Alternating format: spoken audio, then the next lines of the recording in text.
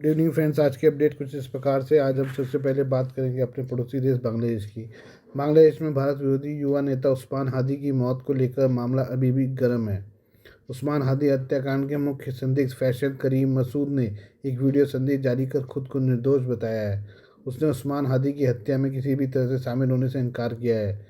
फैसल करीम मसूद ने दावा किया कि वह दुबई में है। इससे पहले बांग्लादेश ने आरोप लगाया था कि उस्मान हादी हत्याकांड का मुख्य संदिग्ध सीमा पार कर भारत में घुसा है और मेघालय में उसके 2 हैंडलर्स को गिरफ्तार भी किया गया है। हालांकि भारतीय अधिकारियों ने बांग्लादेश के इन दावों का तुरंत खंडन किया था। CNN न्यूज़ 18 की रिपोर्ट में अनाम भारतीय खुफिया एजेंसियों से जुड़े सूत्रों के हवाले से दावा किया गया कि उन्हें उस्मान हादी हत्याकांड के मुख्य आरोपी फैसल करीम मसूद के मामले को बांग्लादेश द्वारा संभाले जाने के तरीके पर संदेह है। रिपोर्ट में कहा गया कि एजेंसियों का मानना है कि उसे बांग्लादेशी अधिकारी ने खुद देश से बाहर भेजा है, जिसे भारत घरेलू दबाव को कम करने और जांच को कमजोर करने के लिए जानबूझकर कहानी बदलने की कोशिश मान रहा है। हादी हत्याकांड के संदिग्ध का देश से भागना मुश्किल। रिपोर्ट में सूत्रों के हवाले से बताया गया कि बांग्लादेश इमिग्रेशन के महानिदेशक और फेडरल इन्वेस्टिगेशन एजेंसी FIA सहित वरिष्ठ अधिकारियों की जानकारी और मंजूरी के बिना मसूद का बांग्लादेश से बाहर जाना संभव नहीं था। एक वरिष्ठ सूत्र ने कहा कि वो एक नोटिफाइड व्यक्ति है। ऐसा बाहर निकलना चुपचाप या संस्थागत मंजूरी के बिना नहीं हो सकता। उनका कहना है ऐसा लगता है कि ढाका से दबाव हटाने और यह सुझाव देकर जनता के गुस्से को नियंत्रित करने के लिए किया गया है कि संदिग्ध अब पहुंच से बाहर है। रिपोर्ट में कहा गया है कि फैसल करीम मसूद ने जो वीडियो जारी किया उसमें उसने खुद को दुबई में होने का दावा किया है। हालांकि भारतीय एजेंसियों का कहना है कि वीडियो एक न्यूट्रल बैकग्राउंड में रिकॉर्ड किया गया था। इसमें कोई फोरेंसिक वैलिडेशन नहीं है। खुफिया एजेंसी को मानना है कि वीडियो उसके जाने से पहले रिकॉर्ड किया गया होगा और रणनीतिक रूप से संकेत देने के लिए जारी किया गया था कि संदिग्ध बांग्लादेश के अधिकार क्षेत्र से बाहर है। आइए बात करें विदेश मंत्री एस जयशंकर की। विदेश मंत्री एस जयशंकर बांग्लादेश की पहली महिला प्रधानमंत्री खालिदा जिया के अंतिम संस्कार में शामिल होने के लिए ढाका पहुंचे हैं। इस दौरान उन्होंने खालिदा जिया के बेटे और बांग्लादेश नेशनलिस्ट पार्टी BNP के कार्यकारी अध्यक्ष तारिक रहमान से मुलाकात कर अपनी शोक संवेदनाएं प्रकट की हैं। जयशंकर ने तारिक को प्रधानमंत्री नरेंद्र मोदी का निजी पत्र भी सौंपा। हालांकि इस दौरान जयशंकर ने वहां मौजूद पाकिस्तान के एक वरिष्ठ राजनेता से हाथ भी मिलाया, जिसकी तस्वीरें सोशल मीडिया पर चर्चा में है। इसे ऑपरेशन सिंदूर के बाद भारत पाकिस्तान के वरिष्ठ नेताओं की पहली मुलाकात भी माना जा रहा है। जयशंकर ने किस पाकिस्तानी राजनेता से हाथ मिलाया? जयशंकर ने बांग्लादेश दौरे पर जिस पाकिस्तानी राजनेता से हाथ मिलाया उनका नाम सरदार अयाज सादिक है। वो पाकिस्तानी नेशनल असेंबली के स्पीकर हैं। यह एक अनौपचारिक मुलाकात थी जो वहाँ मौजूद नेताओं के बीच हुई। इस दौरान दोनों नेताओं ने आपसी संबंधों को लेकर किसी भी तरह की चर्चा नहीं हुई। यही कारण है कि इस मुलाकात की तस्वीर न तो भारतीय विदेश मंत्रालय ने पोस्ट की, न ही विदेश मंत्री एस जयशंकर ने। सरदार अयाज सादिक को पाकिस्तान के प्रधानमंत्री शहबाज शरीफ के करीबी नेताओं में गिना जाता है। यही कारण है कि शहबाज शरीफ ने उन्हें संसद के स्पीकर की कुर्सी पर बिठाया है। अयाज सादिक ने बालाकोट स्ट्राइक के दौरान पाकिस्तान के तत्कालीन विदेश मंत्री शाह मोहम्मद कुरैशी का मजाक भी उड़ाया था। उन्होंने कहा था कि डरे हुए कुरैशी ने कहा था कि अगर भारतीय पायलट अभिनंदन को रिहा नहीं किया गया तो भारत हमला कर देगा। खालिदा जिया का अंतिम संस्कार कार्यक्रम ढाका के मानिक मियां एवेन्यू में होगा, जिसमें विदेशी गणमान्य व्यक्तियों, नेताओं और विभिन्न देशों के प्रतिनिधियों के शामिल होने की संभावना है।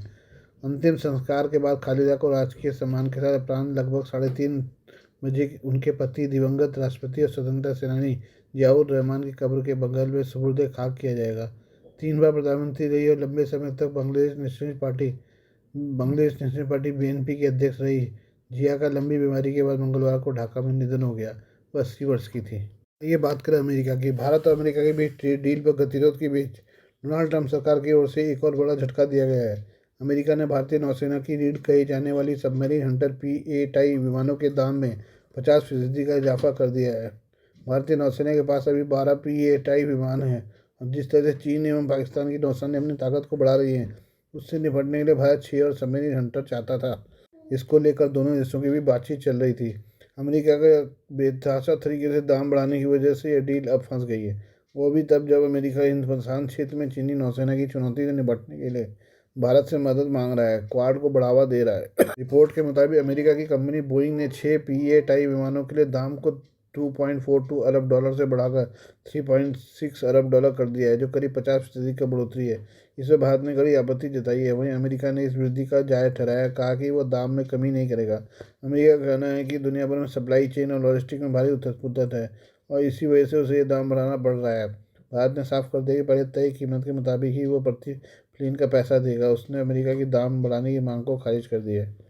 विश्लेषकों का कहना है कि अमेरिका के नए टैरिफ लगाने और पूरी दुनिया में मैन्युफैक्चरिंग पर दबाव की वजह से हथियारों की कीमत में भारी बढ़ोतरी हो रही है। जहाँ तक भारतीय नौसेना की है तो उसके पास पहले से ही 12 P-8I विमान मौजूद हैं। इसके जरिए भारतीय नौसेना न केवल अपने समुद्री लागरी निगरानी कर पा रही है, बल्कि चीन और पाकिस्तान को सबमरीन के खिलाफ हमला करने की अचूक ताकत रखती है। हालांकि अमेरिका के इस कदम से भारत को चीन और पाकिस्तान के खिलाफ नौसैनिक तैयारी को झटका लगा है। अमेरिका के प्रतिनिधिमंडल का कहना है कि उनके पास इस कीमत को कम करने के लिए बहुत ही कम गुंजाइश है। वहीं अमेरिका ने जो भारत के खिलाफ टैरिफ लगाए हैं, उससे चीज़ें और भी ज़्यादा जटिल हो गई हैं। अमेरिकी अधिकारी और बोइंग कंपनी के प्रतिनिधि भारत आए थे, लेकिन ये विवाद सुलझाने में वो फेल साबित हुए। भारत ने पहली बार साल 2009 में P-8I के लिए सौदा किया था। इन विमानों को खासतौर पर समुद्री निगरानी और सबमरीन के शिकार के लिए बनाया गया है। ये विमान एंटी शिप मिसाइल और लाइटवेट टॉर्पीडो से लैस हैं। विशेषज्ञों का कहना है कि दुनिया भर में चीनी नौसेना के बढ़ते खतरे को देखते हुए इस विमान की भारी मांग हो गई है। ऑस्ट्रेलिया से लेकर जापान तक इस विमान पर नजर है। वहीं रूसी खतरे से निपटने के लिए यूरोपीय देश भी इस विमान को खरीद रहे हैं। ऐसे में अमेरिका, चीन और रूस के डर की वजह से पैदा हुई मांग का फायदा उठाने की ताक में है, ताकि भारत से पैसा कमाया जा सके। चीनी नौसेना लगातार हिंद प्रशांत क्षेत्र में अपनी मौजूदगी बढ़ा रही है। भारत के पड़ोसी देशों में चीन नौसैनिक अड्डा बनाने की ताक में है। ऐसे में भारत को इन अमेरिकी शिकारी विमानों की सख्त जरूरत है। एक और बार बांग्लादेश की बात करें। बांग्लादेश में एक और हिंदू व्यक्ति की हत्या कर दी गई। 2 हफ्ते के दौरान इस तरह की ये तीसरी हत्या है। यह घटना मेमनसिंह जिले के भालुका उपजिला में लबीब समूह की company factory Sultana sweaters limited में हुई। मीडिया रिपोर्ट्स के अनुसार मृतक की पहचान ब्रजेन विश्वास 40 के रूप में हुई है, जो कारखाने में तैनात अंसार सदस्य थे। पुलिस ने बताया कि आरोपी नुमान मियाँ 29 भी इसी इकाई में अंसार सदस्य के रूप में कार्यरत थे। बांग्लादेश में अंसार गृह मंत्रालय के अधीन एक वर्दीधारी सहायक बल है। अंसार के सदस्यों को आंतरिक सुरक्षा में तैनात किया जाता है, जिसमें सरकारी कार्यालयों, कारखानों, औद्योगिक इकाइयों, महत्वपूर्ण प्रतिष्ठानों की सुरक्षा शामिल है।